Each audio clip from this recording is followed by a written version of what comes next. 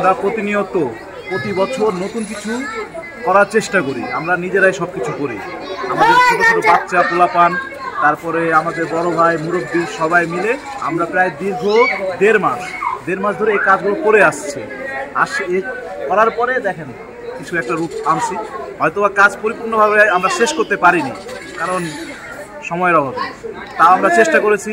আশা করি ভক্তবৃন্দ যারা আছেন তারা অবশ্যই আমাদের বান্ধবপল্লীতে আসবেন এবং এসে মায়ের আশীর্বাদ নেবেন এবং আমাদের জন্য সবাইকে আশীর্বাদ করবেন। আমার রিলেটিভের বাসায় আসছি বেড়াতে, মেয়ে জামাইয়ের বাসায়। তো শহরের পুজো দেখলাম, খুব ভালো লাগলো। সব জায়গায় খুব আনন্দ ঘন পরিবেশে পূজা হচ্ছে।